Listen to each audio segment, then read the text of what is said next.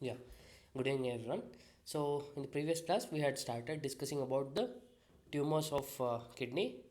In that, we had discussed about benign tumors, angiomyolipoma, and then uh, along with that, we had discussed about renal oncocytoma, and then we started with malignant tumors of kidney, and that mainly renal cell carcinoma. We had discussed various variants of renal cell carcinoma, and then we started discussing about the risk factors, unique features of renal cell carcinoma, clinical features, and the route of spread, and certain paraneoplastic manifestations of renal cell carcinoma. After that, we came to know that investigation of choice is contrast enhanced CT scan, and it is also used for staging the renal cell carcinoma. So, how is the TNM staging of renal cell carcinoma done? So, TNM, just like the name suggests, tumor, node, and metastasis.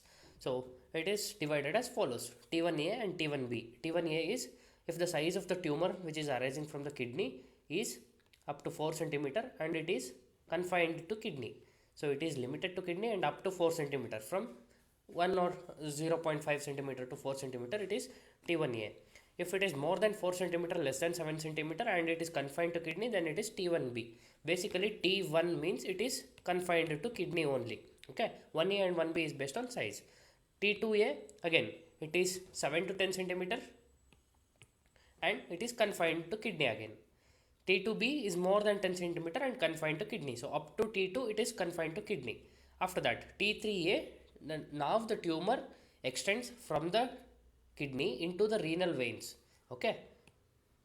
So the tumor grossly extends into the renal veins or its segmental branches, or the tumor might invade perirenal or renal sinus fat without involvement of Gerota's fascia, which is the fascia of kidney. Okay, so basically from T3 it is spreading outside the kidney towards perirenal fat pad or renal veins. Okay, in T3B the tumor extends grossly into inferior vena cava, which is below the diaphragm. And then T3C, the tumor extends into inferior vena cava above the diaphragm, or tumor invades the wall of inferior vena cava. Okay, so again, T3B is below diaphragm, T3C is above diaphragm. Okay, so T4, it is tumor is invading beyond the Gerota's fascia. Okay, N classification, again N0 is no metastatic lymph nodes, N1 is metastasis to regional lymph nodes. That's it, simple. M0, again no metastasis to distant organ. M1, distant metastasis is there. As we all know, it is most commonly it spreads through hematogenous route, right? Hence the secondaries is most common in case of lungs. So if there is lymphatic metastasis, it is N1.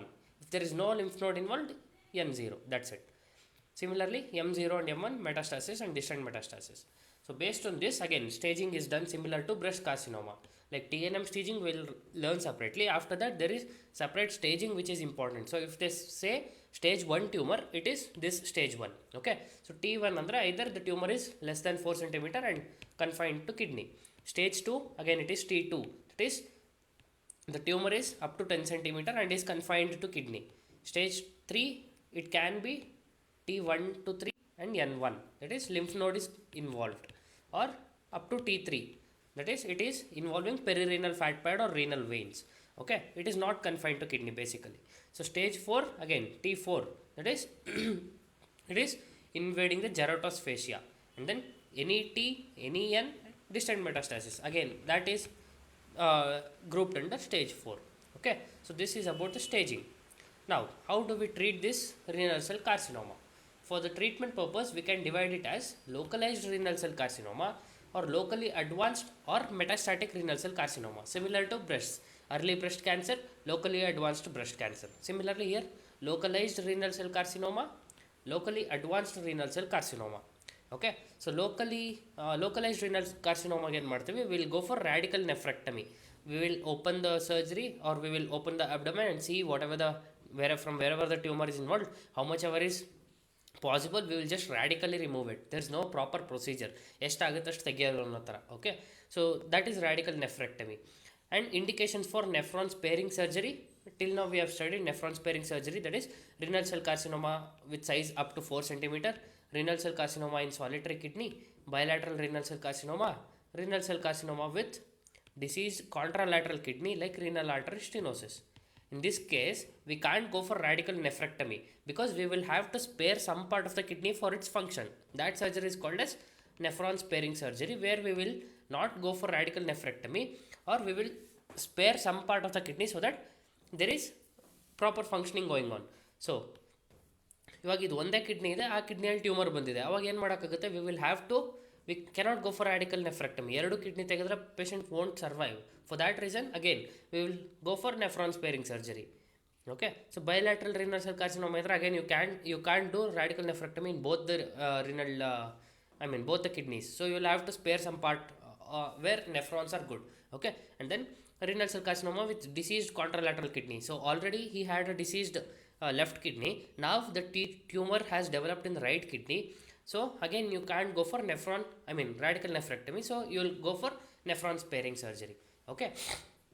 Then locally advanced metastatic or renal cell carcinoma dalli ಏನು ಮಾಡ್ತೀವಿ, again here also we will perform radical nephrectomy, and along with that we can give some certain targeted therapy like sunitinib. These are all monoclonal antibodies, and interleukin 2 and interferon alpha. So by this we can, after performing radical nephrectomy, we can control the complications or basically prognosis. To improve the prognosis, we can give first line agents like sunitinib and second line agents like IL-2 and interferon alpha. Okay, there are various named staging and grading in case of renal cell carcinoma. That is, one is Robson staging, which we studied before. Then Fuhrman staging or Fuhrman grading is one more.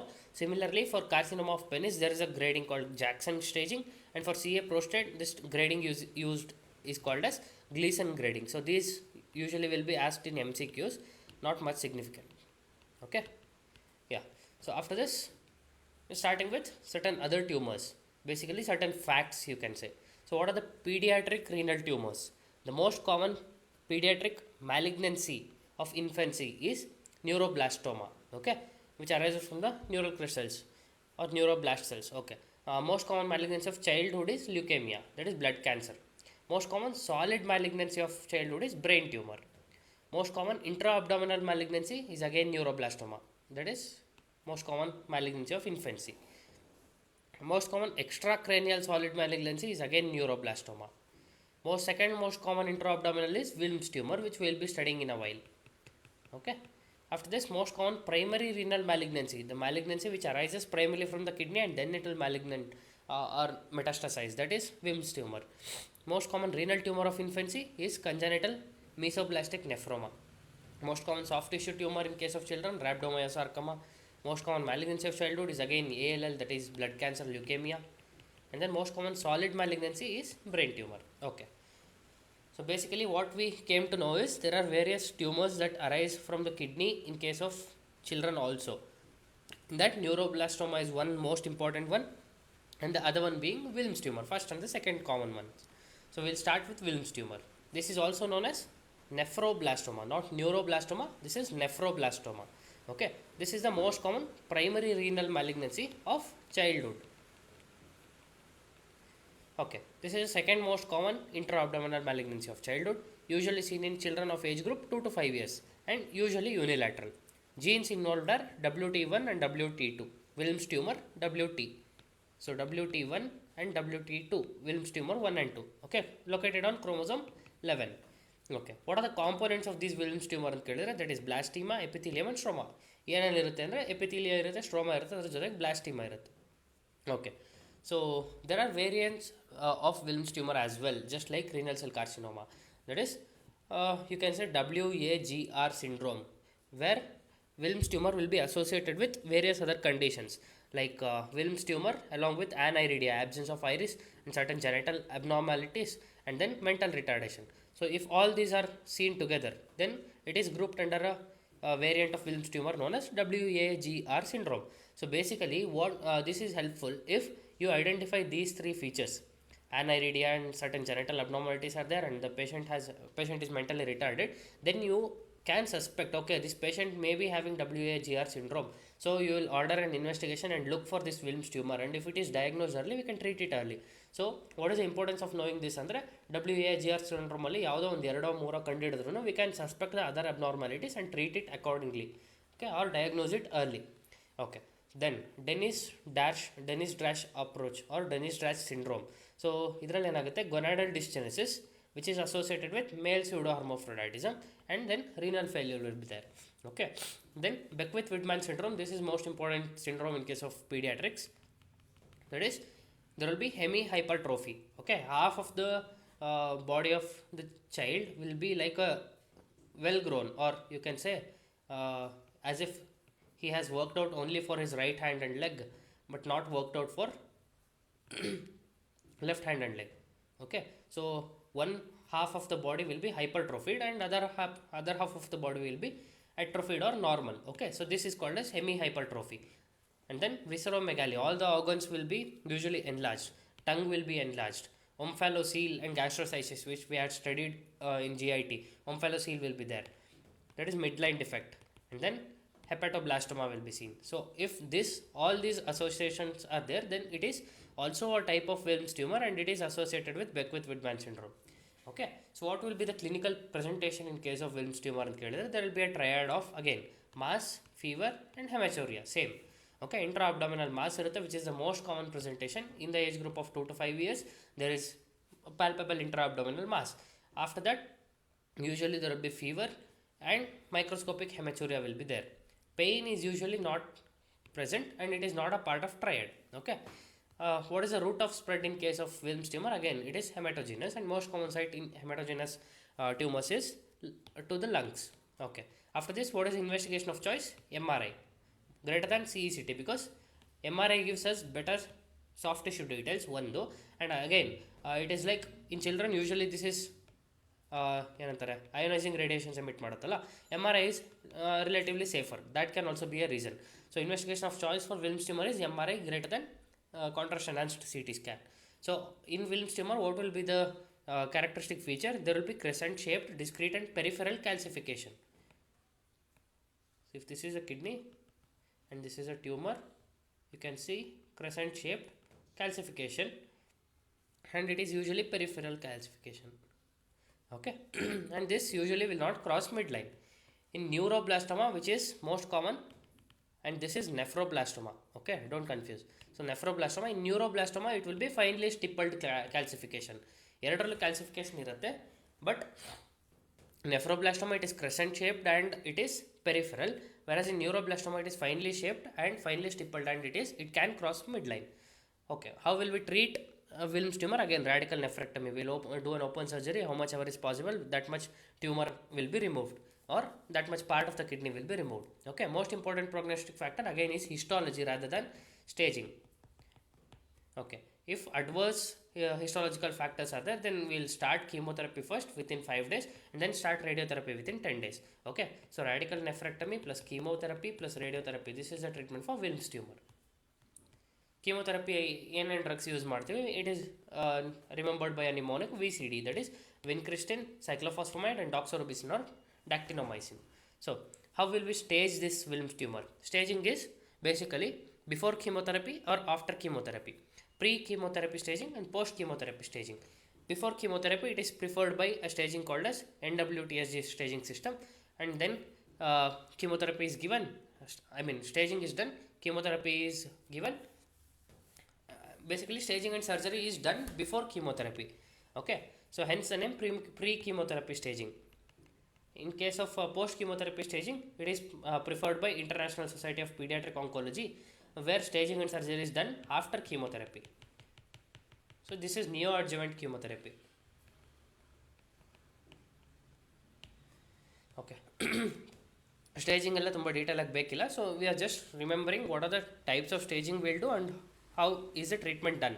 Basically we will have to go for radical nephrectomy, chemotherapy and radiotherapy. What is the sequence? This differs ಅಷ್ಟೇ. First chemotherapy ಕೊಟ್ಟು ಆಮೇಲೆ radiotherapy and radical nephrectomy and radiotherapy ಮಾಡಿದರೆ this is pre chemotherapy staging. After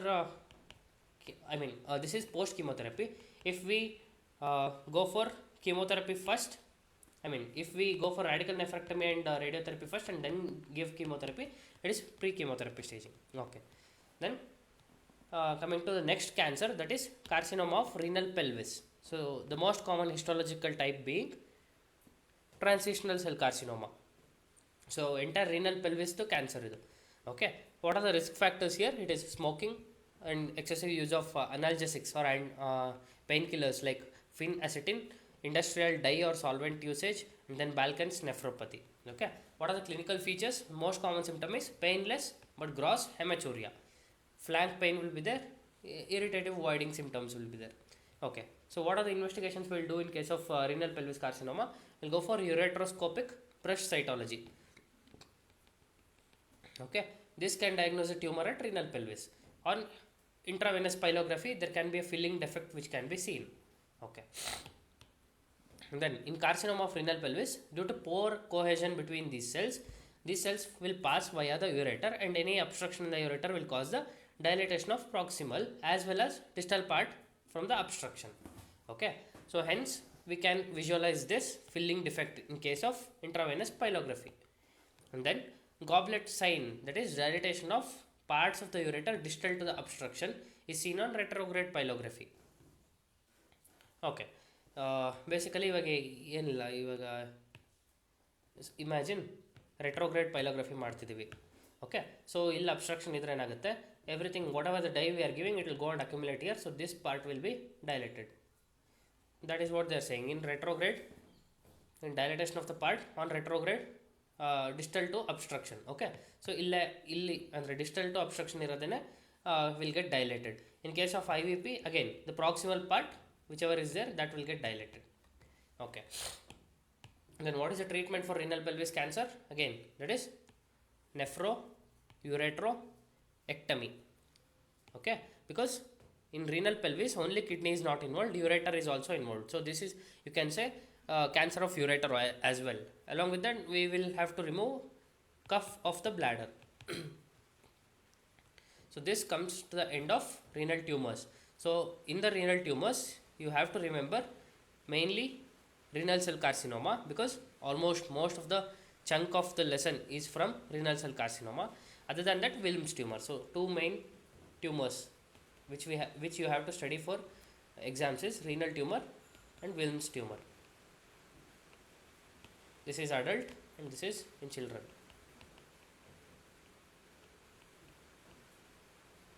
Okay, yeah. ಇದರಲ್ಲಿ ಏನಾದ್ರು doubts ಇದೆಯಾ renal tumor